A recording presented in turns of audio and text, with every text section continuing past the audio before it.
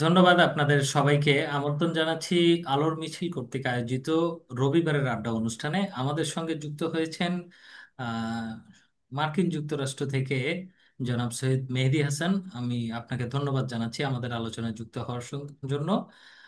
একই সঙ্গে আমাদের সঙ্গে যুক্ত হয়েছেন সাংবাদিক জনাব আজরাফ আল মুতি এবং একজন মার্চেন্ডাইজার শরীফুল ইসলাম হৃদয়। আমাদের আরো একজন অতিথি যুক্ত হবেন আমাদের এই আজকের আলোচনায়। তো আমরা ওনাদের কাছ থেকে মূলত জানার চেষ্টা করব যে সম্প্রতি জুলাই গণ অভ্যুত্থানের বর্ষপূর্তি অনুষ্ঠিত হলো বাংলাদেশে। একটি সনদ ঘোষণা করেছেন অন্তর্বর্তী সরকারের প্রধান, এবং সেই সনদের পক্ষে বিপক্ষে নানা আলোচনা হচ্ছে। এবং একই সঙ্গে আমরা দেখছি যে বাংলাদেশে একটি নির্বাচনী আবহাওয়া তৈরির একটা প্রক্রিয়া চলমান রয়েছে। ইতিমধ্যেই প্রধান উপদেষ্টার দপ্তর থেকে নির্বাচন কমিশনকে চিঠি দেওয়া হয়েছে আগামী বছরের ফেব্রুয়ারিতে এই নির্বাচন আয়োজন করার জন্য।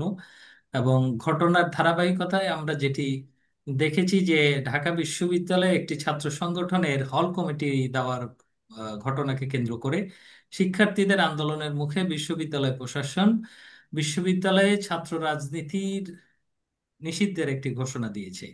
এই সকল বিষয়ের সঙ্গে আমরা আরো সমসাময়িক বিষয় নিয়ে আজকে আলোচনা করব।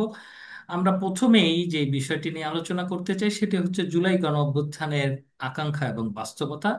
আমরা এই বিষয়ে শুনতে চাই একজন তরুণ শিক্ষক, যিনি বাংলাদেশের প্রতিনিধিত্ব করছেন সুদূর মার্কিন যুক্তরাষ্ট্রে বসে, জনাব সৈয়দ মেহেদী হাসান। আপনার কাছ থেকেই প্রথমে শুনতে চাই যে গত বছরে সংগঠিত এই জুলাই গণ অভ্যুত্থানের যে প্রত্যাশা এবং এক বছর অতিবাহিত হওয়ার পরে বাংলাদেশের বাস্তবতা। ধন্যবাদ নমন ভাই আমাকে সুযোগ দেওয়ার জন্য।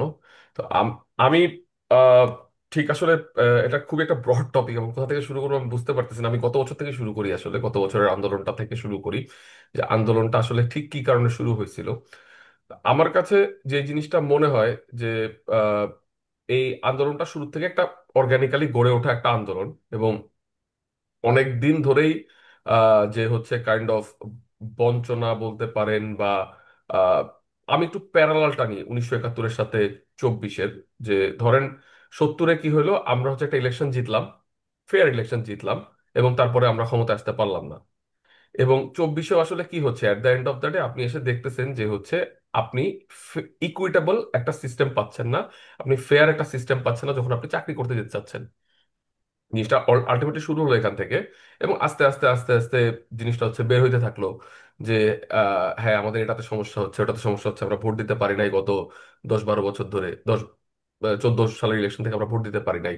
তো এই যে একটা জমে থাকা যে হচ্ছে বিভিন্ন সময়ের যে বিভিন্ন ধরনের হচ্ছে, আপনি এটাকে বঞ্চনা বলতে পারেন, বা হচ্ছে আহ, প্রত্যাশা পূরণ না হওয়া বলতে পারেন। তো এইসব ব্যাপারে আস্তে আস্তে জমে থাকা জিনিসগুলা সামনে আসতে থাকলো, এবং এবং আন্দোলনটা বড় হইতে থাকলো।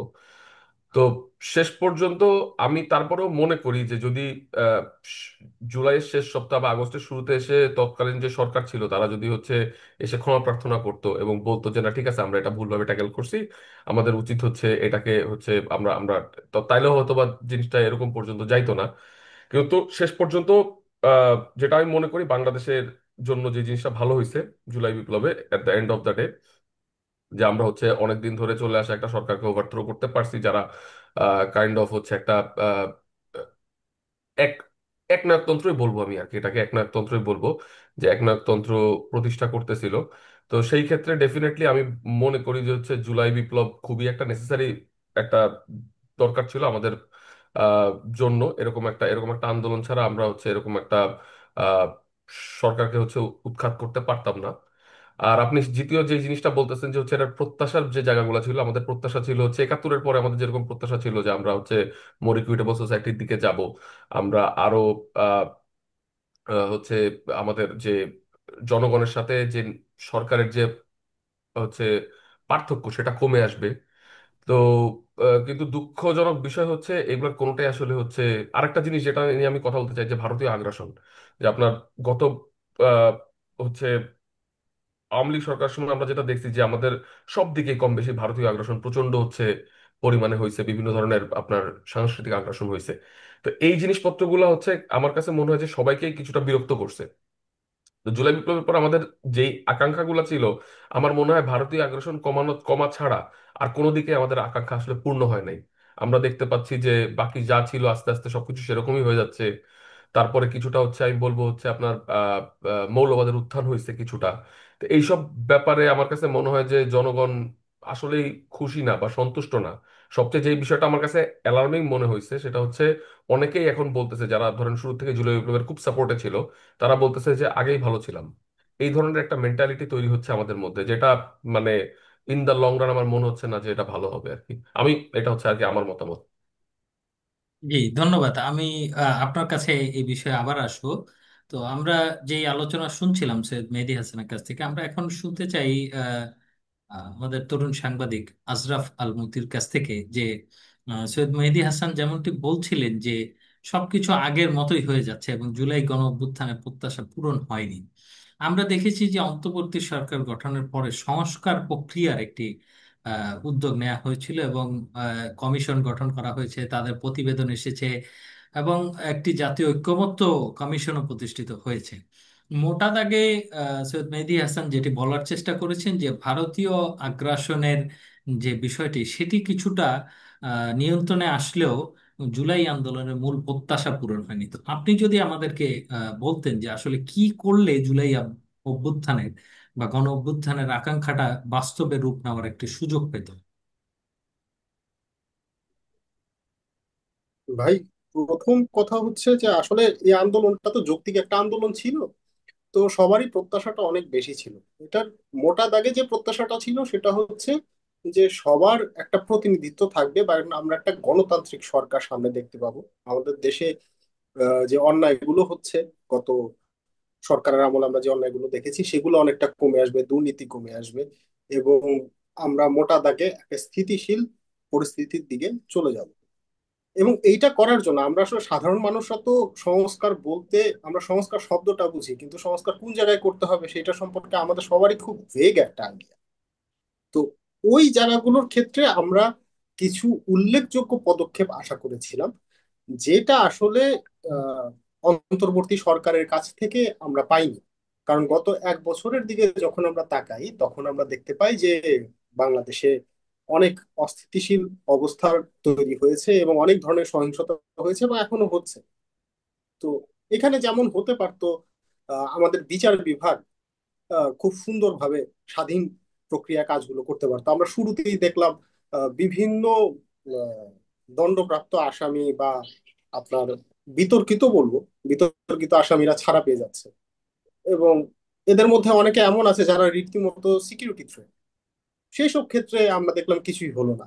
পরবর্তীতে আমরা দেখলাম ঢালাওভাবে হত্যা মামলায় দেওয়া হচ্ছে। সবাই জানে যে এই হত্যা মামলার কোনো ভিত্তি নাই, এই লোকটাকে হত্যা মামলা না দিয়ে চুরির মামলা দেওয়া উচিত, তাকে হয়তো দুর্নীতির মামলা দেওয়া যেতে পারে।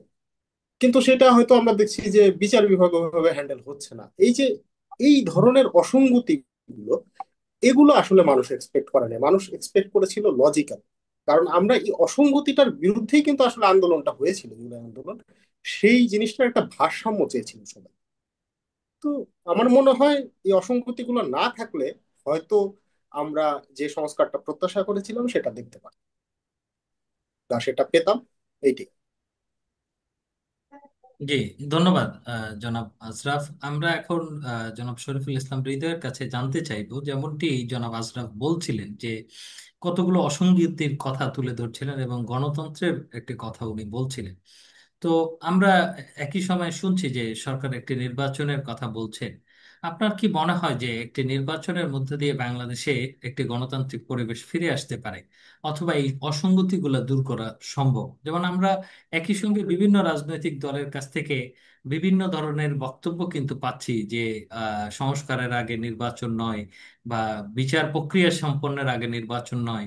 তো সংস্কার ছাড়া কোনো কোনো রাজনৈতিক দল নির্বাচনে অংশ নেওয়ার ব্যাপারেও নেতিবাচক ইঙ্গিত দিয়েছে। তো এই বিষয়টি আপনি কিভাবে দেখছেন? আসলে বাংলাদেশের গণতন্ত্রটা কি শুধুমাত্র নির্বাচনের মধ্য দিয়েই সম্ভব, না অন্য কোনো প্রক্রিয়া অনুসরণ করেও গণতন্ত্র প্রতিষ্ঠা করার সুযোগ রয়েছে? আচ্ছা, ধন্যবাদ আপনাকে এই বিষয়ে কথা বলার সুযোগ দেওয়ার জন্য। একটা ব্যাপার লক্ষ্য করবেন যে এই প্রথম মানে গণতন্ত্রের বাইরেও একটি কথা বাংলাদেশে হচ্ছে, সেটা হচ্ছে সংস্কার। এর আগে রাজনৈতিক দলগুলা দেখবেন যে যখন কোনো রাজনৈতিক বিশৃঙ্খলা তৈরি হয়েছে, তখন প্রত্যেকটা দলই বলতো যে সঠিক গণতন্ত্রের প্রণয়ন হচ্ছে না, গণতন্ত্রের বাইরে মানুষের কোনো কথা ছিল না। কিন্তু এত বছর পরে একটা কথা তৈরি হয়েছিল, সমগ্র মানুষ একমত হয়েছিল একটা সংস্কার এখানে প্রয়োজন। এবং বারবার দেখবেন যে 71ও আমাদের অর্জন, 24ও আমাদের অর্জন, এগুলো বাঙালির অর্জন। এবং কোনো অর্জনকে কোনো অর্জন দিয়ে আসলে ছোট করা যায় না। এবং আমাদের যে বয়স, এই বয়স অনুযায়ী আমরা 24-এর আন্দোলনটা স্বচক্ষে দেখেছি। ছাত্ররা রাস্তায় অংশগ্রহণ করেছে, আমরাও গিয়েছি, আমাদের গার্জেন, সকল পেশার এবং সকল স্তরের মানুষ এই আন্দোলনে অংশগ্রহণ করেছিল। এবং সকল মানুষের একটাই দাবি ছিল যে এই সরকারটা যে স্বৈরশাসক হয়েছে এবং জনগণ থেকে যারা অনেক দূরে সরে গিয়েছে, সো তাদেরকে হটাইতে হবে। এই জায়গায় আমরা একমত ছিলাম। এবং পরবর্তীতে দেখবেন জনগণ এই জায়গায়ও একটা একমত হয়েছিল যে একটা সংস্কার প্রয়োজন। সংস্কার ছাড়া আসলে একটা গণতান্ত্রিক পরিবেশ এবং এবং সকলের জন্য বিকাশমুখী একটা অর্থনৈতিক এবং রাজনৈতিক অবস্থা বন্দোবস্ত করা সম্ভব নয়। কারণ আমরা 71 সাল থেকে 25 সাল পর্যন্ত দেখেছি যে একই ধারায় চলছে। এবং আমরা বলতাম, রাজনীতি বলতে বলতাম যে গণতান্ত্রিক ধারা, এর বাইরে আসলে আমরা কিছু বুঝতাম না। কিন্তু এই 24-এর আন্দোলনের মধ্যে দিয়ে একটা সুযোগ এসেছে যে মানুষ বুঝতে পেরেছিল যে আসলে আমাদের যে রাষ্ট্রের যে কাঠামোটা আছে, এই কাঠামোটার আসলে একটা পরিবর্তন প্রয়োজন। ব্রিটিশ এবং পাকিস্তানের আমলের যে কাঠামো, এটা দিয়ে আসলে নতুন অগ্রগতিশীল বাংলাদেশ আসলে এগিয়ে যাওয়া সম্ভব নয়। কিন্তু মেন বিপত্তিটা যে জায়গায় ঘটলো, দেখেন আপনি, আন্দোলনটা আমরা সবাই কাছ থেকে দেখেছি। যখন আন্দোলনটা চলো, আমরা দেখলাম যে সকল ভার্সিটির ছাত্ররা কিন্তু অংশগ্রহণ করেছে। এবং আপনি জাহাঙ্গীরনগর বিশ্ববিদ্যালয়ের শিক্ষক থেকে শুরু করে শিক্ষার্থীদের একটা অগ্রণী ভূমিকা আছে। এবং একটা বিষয় আপনি লক্ষ্য করবেন যে একজন জাহাঙ্গীরনগর একজন শ্রদ্ধেয় শিক্ষক একটা প্রতিবাদী কবিতা পড়েছিল এবং এটার খুব আলোড়ন তুলেছিল। এবং আপনি রংপুরের আবু সাইদ এবং প্রাইভেট বিশ্ববিদ্যালয়ের ছাত্রদের যে অবদান, এটা দেখবেন যে সব জায়গায় সাড়া ফেলেছিল। কিন্তু আমরা দেখলাম যে সমগ্র মানুষ এক হয়েছি, আমরা একটা স্বৈরশাসককে হটিয়েছি। কিন্তু যখন আবার আরেকটা চ্যালেঞ্জ আসলো যে আমরা এখন কি সরকার চাই, সেই জায়গায় দেখলাম যে সকল স্তরের মানুষকে আসলে পাশ কাটিয়ে দেয়া হলো। আপনি দেখবেন যে একটা বিশ্ববিদ্যালয়ের আধিপত্য, একটা বিশ্ববিদ্যালয়ের শিক্ষকদেরই আধিপত্য। এবং একটা যে নতুন তত্ত্বাবধায়ক সরকার গঠিত হলো এবং এখানে যারা স্থান পেল, আপনি দেখবেন না জাহাঙ্গীরনগরের কোনো ইউনিভার্সিটির দেখবেন না, বা আপনি রাজশাহী ইউনিভার্সিটির কোনো দেখবেন না, বা সমাজের অন্য কোনো পেশাজীবীর থেকে লোক নেওয়া আপনি দেখবেন না, যে সিলেক্টেড কিছু লোক নেওয়া হলো। তো এই যে এতগুলা মানুষ যে আন্দোলনে গেল একটা নতুন বাংলাদেশের জন্য, একটা নতুন কাঠামোর জন্য, কিন্তু আপনি তাদেরকে আপনার একপাশ করে দিলেন। এবং একটা ছাত্র এবং এনসিপি কে বলা হচ্ছে আসলে ছাত্রদের প্রতিনিধি, আসলে তারা তো ছাত্রদের প্রতিনিধি না। একটা যখন রাজনৈতিক দল গঠন হয়ে গেল, তখন তো আসলে তারা আর ছাত্রদের প্রতিনিধি থাকে না।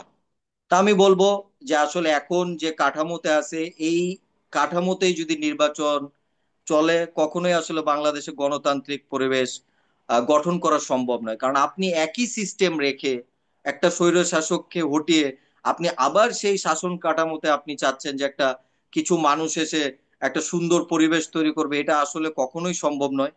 সো আমার কাছে মনে হয় যে নির্বাচনটা ঘোষণা দিল, হ্যাঁ নির্বাচনের দরকার আছে, মানুষের ভোটাধিকার ফিরিয়ে দেওয়ার দরকার আছে, কিন্তু আমরা যে এতগুলো প্রাণ দিলাম যে নতুন বাংলাদেশ বিনির্মাণের জন্য, আসলে সেটার সাথে এক ধরনের প্রতারণা হয়েছে। তো আমরা আসলে পুরাতন অবস্থায় ফিরে যাচ্ছি। এবং আসলে আমরা কেন বারবার প্রাণ দিতে হবে একটা নতুন বাংলাদেশ গঠনের জন্য, এটা আসলে যারা এখন এই আন্দোলনটাকে যারা গিলে ফেলেছে, বা যারা বর্তমান রাজনৈতিক দল আছে, তাদেরকে আসলে জনগণের মুখোমুখি হতে হবে এবং এই প্রশ্নের জবাব দিতে হবে। জি, ধন্যবাদ জনাব শরীফুল ইসলাম হৃদয়। আপনি যেই জিনিসটি বলার চেষ্টা করেছেন বারবার, যে যদি আমি ভুল না করে থাকি, সেটি হচ্ছে যে আপনি বলতে চেয়েছেন যে গণতন্ত্র আসলে একটি কাঠামোর বিষয়, যে একটি নতুন কাঠামো পাওয়ার জন্য আসলে জুলাই গণ অভ্যুত্থানটি সংগঠিত করেছিল, ছাত্ররা সেই আন্দোলনের সূত্রপাত করেছিল, এবং বাংলাদেশের বিভিন্ন শ্রেণী পেশার মানুষ যখন স্বতঃস্ফূর্তভাবে অংশগ্রহণ করে তখন এটি গণ অভ্যুত্থানে রূপ নেয়। আমি আমাদের সঙ্গে যুক্ত হয়েছেন জনাব আশফাক সাইদ। যিনি ফ্রিল্যান্সার হিসেবে কাজ করছেন। আমরা এখন একটু ওনার কাছ থেকে শুনতে চাইবো যে জুলাই গণ অভ্যুত্থানের যে আকাঙ্ক্ষায় জনাব শরীফুল ইসলাম হৃদয় বলছিলেন যে একটা নতুন কাঠামো, আসলে এই কাঠামোটা কিরকম হতে পারে। আমরা জাতীয় ঐক্যমত্য কমিশনের আলোচনায় বিভিন্ন ধরনের কাঠামোর কথা শুনেছি। তো আপনি কি এই বিষয়ে আমাদেরকে কিছু বলতে পারেন কিনা, জনাব আশফাক সাইদ? আচ্ছা, আমি কাঠামো নিয়ে তেমন কিছু বলার নাই। আমি শুধু সাধারণ মানুষ আসলে কি চায় সেটা নিয়ে বলতে চাই যে আমাদের আশা ছিল যে আহ, কিছুটা সংস্কার হবে, মানে আমরা আমাদের জীবনের বা জানমালের নিরাপত্তা পাবো, বা মানুষ আসলে একটু কম দামে খাবার কিনতে চায়। কিন্তু প্রথম প্রথম সেটা দেখা গেলেও এখন সবকিছুই ক্রাইম রেট বলেন অথবা মানে খাবারের দ্রব্যমূল্যের যে ঊর্ধ্বগতি সেটা বলেন, কোনোটাই আমরা দেখতে পারতেছি যে উন্নত হয়নি। তো এটাই আসলে মেইন চাওয়া, যে আসলে চাওয়াটাও মানে আমরা কার কাছে চাবো? হ্যাঁ, ডক্টর ইউনূস আছেন ঠিক আছে, কিন্তু জনগণের সাথে কি যোগাযোগের মানে একটা প্রকৃত যে মাধ্যম, আমরা প্রতিটা সিদ্ধান্তে যে আমাদের সাথে নিতে হবে সেটা কিন্তু করা হচ্ছে না। তারা পার্সোনালি রাজনীতিবিদ যারা সেই দলদের সাথে বসে দেশের গুরুত্বপূর্ণ সিদ্ধান্ত নিচ্ছে, কিন্তু এখানে সাধারণ মানুষের কি বলার আছে এটা তারা মানে আমি এখনো কোনো স্ক্রিপ্ট দেখিনি যেটা দিয়ে বলবো যে না, তারা আমাদের পার্টিসিপেশনটা আশা করতেছে বা আমাদের থেকে জানতে চায় যে আমরা কি চাই তাদের কাছ থেকে। জি, তো ধন্যবাদ। এতটুকুই বলা। ধন্যবাদ আপনাকে। আমরা এই বিষয়ে আলোচনাটা আরেকটু গভীরভাবে করতে চাই। আমরা আবার একটু ফিরে যেতে চাই। সারা পৃথিবীতে যে দেশটিকে গণতন্ত্রের প্রতীক হিসেবে আহ, পরিচয় করানো হয়, বা সে মার্কিন যুক্তরাষ্ট্রে অবস্থান করছেন আমাদের একজন আহ, বাংলাদেশি ভাই, ওনার কাছে আসলে জানতে চাইবো যে আমাদের অন্যান্য আলোচকরা যে কথাটি বলছিলেন যে নির্বাচনের মধ্য দিয়েও গণতন্ত্র প্রতিষ্ঠিত হওয়ার সুযোগ নেই, বা সর্বশেষ আমাদের আশফাক সাইদ ভাই যে কথাটি বলছিলেন যে জনগণের সঙ্গে আলোচনার বদলে শুধুমাত্র রাজনৈতিক দলের নেতৃবৃন্দের সঙ্গে এই সরকার আলোচনা করছে। আসলে আমি যেটা বুঝতে পারি যে যদি গণতন্ত্রটা একটা কাঠামোগত বিষয় হয়, সেই কি ধরনের কাঠামো তৈরি করে আসলে সরকারের সঙ্গে জনগণের সরাসরি সম্পৃক্ততা সৃষ্টি করা যায়, এইটার কোনো উদাহরণ কি আমরা মার্কিন যুক্তরাষ্ট্র বা উন্নত বিশ্ব থেকে পেতে পারি কিনা, অথবা বাংলাদেশের সমাজ থেকে আমরা এটা পেতে পারি কিনা? জি, অবশ্যই ধন্যবাদ। আবারও রমন ভাই, আমি বলবো যে আমি তিনজনের কথাই শুনতেছিলাম খুব মনোযোগ দিয়ে, আজরাফ ভাই, হৃদয় আর হচ্ছে সাইদ ভাই। তো তিনজনের কথাই শুনতেছিলাম, তো আমার কাছে মনে হচ্ছে প্রত্যেকেই কিছু খুব ইম্পর্টেন্ট ইম্পর্টেন্ট পয়েন্ট এখানে হচ্ছে আপনার অ্যাড করছেন। তো আমি একটা একটা করে আগে আমি জাস্ট হুমায়ুন আজাদের একটা কোট দিয়ে কথাটা বলা শুরু করি। সেটা হচ্ছে সে তিনি বলতেছেন যে বাঙালি সাধারণত আন্দোলন করলে সফল হয়, কিন্তু আন্দোলন করার পরে বাঙালির আর মনে থাকে না যে আমরা কি কারণে আন্দোলন করছিলাম। তো তো আমি যদি বলি যে আপনি যদি দেখেন আমরা কয়েক বছর পর পরই এরকম হচ্ছে, আমাদের একটা সরকারকে ওভারথ্রো করতে হচ্ছে। সেটা 75-এর পরবর্তীতে হোক, কিংবা 90-তে হোক, কিংবা 24-এ হোক, আপনি যে সময় দেখেন যে আমাদের কাইন্ড অফ একই রিপিটেশন। এটার পিছনে ওই যে হৃদয় যে জিনিসটা পয়েন্ট আউট করছে, ওই জায়গাটায় ফিরে যাই যে এটার পিছনে একটা বড় রিজন হচ্ছে আমরা এখনো কিছুটা হচ্ছে, এটা আমার মনে করি যে আমরা হচ্ছে আমাদের যে ওই যে উপনিবেশের যে হচ্ছে মানসিকতা, সেটাকে আমরা হচ্ছে ঝেড়ে ফেলতে পারি নাই। মানে আমি একটু ব্যাখ্যা করি উপনিবেশের মানসিকতা বলতে আমি আসলে কি বুঝাচ্ছি। যখন ইউরোপীয় দেশগুলা আপনার হচ্ছে উপনিবেশ স্থাপন করছে, তাদের যে পলিটিক্যাল সিস্টেম সেটা এরকম ছিল, শুধু পলিটিক্যাল না, ফিনান্সিয়াল, আপনি যাই বলেন না কেন, এটা একটা ফিনান্সিয়াল সিস্টেমও, যে সেটা এরকম ছিল যে আপনার আমি দিব খুবই কম, মানে আমি যত কম দিয়ে যত বেশি ভ্যালু এখান থেকে এক্সট্রাক্ট করতে পারি, যত বেশি নিতে পারি। হ্যাঁ, তো আমি যদি এখানে 10 টাকা খরচ করি, আমি এখান থেকে অবশ্যই 100 টাকা চাই। তো আমাদের সরকার গুলাও হচ্ছে কম বেশি সেরকম হয়ে গেছে বা সেরকমই আছে। আপনি যদি দেখেন যে হচ্ছে প্রত্যেকটা সময় সরকার প্রধান বা সরকারের উপরের দিকে যারা থাকছেন, তারা আস্তে আস্তে আস্তে আস্তে বিদেশে হচ্ছে টাকা পাচার করছেন। যেভাবে যেভাবে আমাদের হচ্ছে ব্রিটিশ প্রভুরা হচ্ছে আহ, টাকা আমাদের কাছ থেকে নিয়ে হচ্ছে ব্রিটেনে পাচার করছে, ঠিক একইভাবে আমাদের নেতারাও একই কাজ করতেছেন। তারা হচ্ছে উন্নত বিশ্বে, তথাকথিত উন্নত বিশ্বে আর কি, টাকা পয়সা হচ্ছে আপনার পাচার করছেন। তারা আস্তে আস্তে ফুলে ফেঁপে উঠছে, তাদের বাচ্চা কাচ্চা বিদেশে পড়ছে। তারা সেটেলড হয়েছেন, চাকরি শেষ করে রাজনীতি শেষ করে যাই করে তারা হচ্ছে আবার ওখানে চলে গেছেন। তো এই জিনিসটা আমার কাছে মনে হয় যে খুবই একটা ইম্পর্টেন্ট ব্যাপার, যে এই যে কাঠামো পরিবর্তনের কথা যে বলা হচ্ছে, এবং সাথে সাথে শুধু এটা নয়, যে আপনি যদি দেখেন যে অ্যাডমিনিস্ট্রেশনে যারা আছে, প্রশাসনে যারা আছে, তাদের সাথে জনগণের সম্পর্কটা কেমন। ওই যে আশফাক সাইদ ভাই বলতেছিলেন যে হচ্ছে আমাদেরকে ইনক্লুড করা হচ্ছে না। যখন কলোনিয়াল লিডাররা হচ্ছে আপনার জনগণকে দেখতেছে, তারা হচ্ছে একজন প্রভু হিসেবে দেখতেছে যে ঠিক আছে, এটা আমাদের ডিসিশন, আমরা টেবিলে বসে এই ডিসিশন নিছি, এই ডিসিশনই হচ্ছে আমরা হচ্ছে সামনে নিয়ে যাব। তো এই যে একটা ব্যাপার, এই ব্যাপারটাই চলে আসতেছে বাংলাদেশে। শুধু বাংলাদেশে না, আমি বলবো কম বেশি সবখানেই, বিশ্বের যেখানে হচ্ছে কলোনি ছিল, খুব অল্প কিছু দেশ আমার মনে হয়েছে এটা ঝেড়ে ফেলার চেষ্টা করছে। তাদের মধ্যে আমি বলবো অবশ্যই মার্কিন যুক্তরাষ্ট্র একটা উদাহরণ। মার্কিন যুক্তরাষ্ট্র একটা উদাহরণ, এবং তাদের যে প্রথম দিককার যারা হচ্ছে আপনার ফাউন্ডিং ফাদার বলে যে যাদেরকে আর কি, তারা আমার কাছে মনে হচ্ছে খুব অ্যাক্টিভলি এটা থেকে বেরিয়ে আসার চেষ্টা করছেন। যেমন ধরেন হচ্ছে এই যে কোনো প্রেসিডেন্টই দুইবারের বেশি আহ, হইতে পারবে না। আপনি আমেরিকা, একটা ব্যাপার রিমার্কেবল, আমেরিকা অলমোস্ট 250 বছর, মোর দেন 250 বছর ধরে হচ্ছে আপনার, উম, মোর না, প্রায় প্রায় 276 তো আপনার 248 বছর হয়েছে আমেরিকা স্বাধীন হওয়ার। তো 248 বছরে এই যে প্রত্যেকটা বার আপনার শান্তিপূর্ণভাবে ক্ষমতার হচ্ছে পালাবদল হয়েছে, এতদিন ধরে আপনার গণতন্ত্র চলতেছে কোনো দেশে, এটা হচ্ছে নজিরবিহীন। তো আমার কাছে যে জিনিসটা মনে হয় যে আমাদের কিছু কিছু ব্যাপারে হচ্ছে অবশ্যই এইখানে স্ট্রিক্ট পলিসিতে যাইতে হবে। একটা হচ্ছে যে বললাম যে আপনার যেই প্রেসিডেন্ট কিংবা প্রধানমন্ত্রীর টার্ম লিমিট করতে হবে, আহ, অথবা এট দ্য ভেরি লিস্ট আমি মনে করি সবচেয়ে কমেও আমাদেরকে যেটা এনশোর করতে হবে যে আমাদের 5 বছর পর পর একটা ফেয়ার ইলেকশন হচ্ছে। যেই লোক ক্ষমতায় বসতেছে সে জনগণের ম্যান্ডেট নিয়ে বসতেছে। যখন এই জিনিসটা আমরা এনশোর করতে পারবো এট দ্য ভেরি লিস্ট, বাকি সবকিছু আমি বাদ দিলাম, এট দ্য ভেরি লিস্ট যদি আমরা এটা এনশোর করতে পারি যেই ক্ষমতায় বসতেছে সে জনগণের ম্যান্ডেট নিয়ে বসতেছে, তাইলে অন্তত জনগণ যা চাচ্ছে তা হচ্ছে হবে। জনগণ আসলে কি চায়, আমি যদি ওই যে শুরুতে যে এক্সাম্পল দিচ্ছিলাম, আমরা আসলে একটা ফেয়ার সিস্টেম চাই।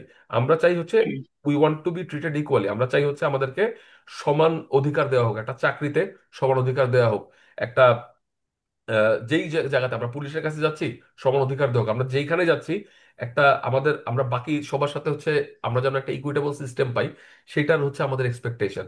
তো আমি মনে করি যে এই উপরের কিছু জায়গাতে হচ্ছে পরিবর্তন না করে কোনোভাবেই হচ্ছে আমরা ইন দা লং রান হচ্ছে একটা উন্নত রাষ্ট্র হিসেবে হচ্ছে নিজেদেরকে গড়ে তুলতে পারবো। ধন্যবাদ, আমি মনে হয় একটু বেশি সময় নিয়ে ফেললাম, না বাট না, ধন্যবাদ আপনার আপনার পরামর্শের জন্য। আমরা একটু একেবারে শেষ আলোচনাটা শুনবো জনাব আশফাক সাইদ ভাইয়ের কাছ থেকে। যেমনটি বলছিলেন আমাদের মেহেদী হাসান ভাই এবং জনাব শরীফুল ইসলাম হৃদয় এবং জনাব আজরাফ, তো আসলে এই ধরনের একটি সিস্টেম সম্পর্কে আপনি আহ, বলতে পারেন কিনা যে এটা আচ্ছা, কিভাবে গড়ে উঠবে? সিস্টেম সম্পর্কে আমি একটু আমার ক্রেজি একটা আইডিয়া, আমি আর কি, আসলে হৃদয় আমাকে অনেকদিন আগেই বলেছে যে এই বিষয়ে ও কথা বলতে চায়, এবং আমি এটা নিয়ে চিন্তা করছি যে আসলে রুট কজ বা রুট প্রবলেমটা মানে কোথায়। তো আমার কাছে মনে হয়েছে যে রুট প্রবলেমটা হচ্ছে যে পলিটিশিয়ানরা পলিটিক্স করতে আসে টাকা পয়সা কামানোর জন্য। তো এখানে যদি আসলে এমন কিছু করা যায় যে যিনি পলিটিক্স করবে ওনার এমন একটা মানে বন্ড সই করতে হবে এমন একটা জায়গায় যে উনি আর কোনো সম্পত্তি তৈরি করতে পারবে না, এমনকি ওনার ওয়াইফ বা ওনার ফ্যামিলি মেম্বারও কারো নামে কোনো সম্পত্তি থাকতে পারবে না। সরকার সম্ভবত আমেরিকায়ও এমন একটা সিস্টেম আছে যেখানে মানে পূর্ববর্তী যে সরকার তাদের দেখাশোনার দায়িত্বটা রাষ্ট্রের পক্ষ থেকে নেওয়া হয়, যাতে করে হচ্ছে তার আর কোনো টাকা পয়সা কামানোর চিন্তা না থাকে। তো এখানে ভাবনার অনেক জায়গা আছে যে আসলে এটা কি ফিজিবল নাকি আমাদের দেশে, যে মানে একজন মানুষ সম্পত্তি করতে পারবে না, সে সর্বস্ব বিলিয়ে দিয়ে মানুষের সেবা করতে আসবে। তো এটা একটা ভাবার বিষয়। এছাড়াও আরো অনেক কিছুই মানে এই সংক্ষিপ্ত সময়ে বলে শেষ করতে পারবো না, কিন্তু আমি স্বল্প মানে ছোট্ট একটা পয়েন্ট বলতে চাই যে সরকার যদি চায় কোনো টাকা পয়সা খরচ না করেই জনগণের সাথে সম্পর্ক বা যোগাযোগ একটা মাধ্যম স্থাপন করতে পারে। অনলাইন ভোটিং, এই যে গুগলের হচ্ছে আপনার এরকম সার্ভে প্ল্যাটফর্ম আছে যেখান থেকে ফ্রিতে সার্ভে ক্রিয়েট করে মানুষের মতামত নিতে পারে, এবং ভোটিং সিস্টেমটা মানে এমন করতে পারে যে ধরেন একটা ডাক্তারের নলেজ তো একজন রিক্সা চালকের বা একজন ইঞ্জিনিয়ারের থাকবে না। তো যেখানে মানে ডক্টর রিলেটেড ম্যাটার সেখানে ডক্টরদের অ্যাডভাইস কে বা ডক্টরদের ভোট গুলাকে প্রাধান্য দেওয়া হবে, এরকম মানে ইভলভ করতে হবে আমাদের ডেমোক্রেসিটা এখনো সেই পুরনো আমলেই রয়ে গেছে। তবে আমি আর আমার একটা ক্লায়েন্ট ইউনাইটেড স্টেটসে থাকে, আমরা এটা আসলে রিভলিউশনাইজ করার চেষ্টা করতেছি। আমরা অনলাইন বেসড নেশন তৈরি করার চেষ্টা করতেছি। অলরেডি একটা প্ল্যাটফর্ম আছে, কিন্তু এটা খুবই একদম ইনিশিয়াল স্টেজ। আমরা হয়তোবা আগামী মাসের মধ্যে একটা ক্রাউড ফান্ডিং ক্যাম্পেইন করব, এবং দেখি এটাকে কতদূর নেওয়া যায় আর কি। তো আপনাদের সাপোর্ট প্রয়োজন হবে অবশ্যই। জি, ধন্যবাদ জনাব আশফাক সাইদ ভাই। যদি এমনটা হতো যে বাংলাদেশের জাতীয় সংসদে যাদের বিষয়ে আইন তৈরি করা হচ্ছে তাদের যদি প্রতিনিধিত্বের একটি ব্যবস্থা করা যেত, যেমনটি আমরা দেখলাম যে সাম্প্রতিক সময়ে পরিবহন শ্রমিকরা একটি ধর্মঘটের ডাক দিলেন এবং আজকে সেটি প্রত্যাহার করলেন, এবং তাদের যে দাবি এটা নিয়ে সমাজের নানা পেশার মানুষের নানা ধরনের মতামত রয়েছে। কিন্তু আমি যেটি বলতে চাই যে বাংলাদেশের যে একটি সড়ক ব্যবস্থাপনা রয়েছে, এখানে যে অব্যবস্থাপনাগুলো রয়েছে সেই অব্যবস্থাপনার ব্যাপারে সুরাহা না করে আপনি যখন একটা মানুষকে মৃত্যুদণ্ডের মতো একটা সর্বোচ্চ শাস্তি দিতে চান, এইটা কি আসলে সাম্য প্রতিষ্ঠার পক্ষে না বিপক্ষে? বাংলাদেশে কিন্তু কোনো হাইওয়ে নেই, কারণ হাইওয়ের যে সংজ্ঞা সেই সংজ্ঞার কোনো সড়ক বাংলাদেশে নেই। আপনি সেই জায়গায় বলছেন যে একজন চালক যদি দুর্ঘটনায় কেউ মারা যায় তাহলে সেই চালকের সর্বোচ্চ শাস্তি মৃত্যুদণ্ড, অথচ আপনার সেই সড়কের ব্যবস্থাপনাই সঠিক নেই। আপনি শিক্ষা প্রতিষ্ঠানে ছাত্র রাজনীতি নিষিদ্ধ করে দিতে চাচ্ছেন, কিন্তু আপনি শিক্ষার্থী শিক্ষক বা এই শিক্ষাঙ্গন কেন্দ্রিক যাদের কাজ, যাদের শিক্ষা নিয়ে গবেষণা, তাদের কাছে কোনো মতামত চাচ্ছেন না। আমরা যেটা করছি যে আমরা পুরো দেশটাকে একটা দলীয় সিদ্ধান্তের মধ্যেই রাখার চেষ্টা করছি। তো আমরা আশা করব যে ভবিষ্যতে যেই পেশার মানুষের বিষয়ে সিদ্ধান্ত গ্রহণ করা হবে তাদের একজন প্রত্যক্ষ প্রতিনিধির মতামতের ভিত্তিতে সেই বিষয়ক নীতি প্রণয়ন করা হোক। সেই প্রত্যাশায় আপনাদের সবাইকে ধন্যবাদ জানাই আজকের আলোচনায় যুক্ত হওয়ার জন্য। আবারও দেখা হবে রবিবারের কোনো আড্ডায়। সে পর্যন্ত ভালো থাকবেন। ধন্যবাদ। ধন্যবাদ। ধন্যবাদ ভাই। একদম।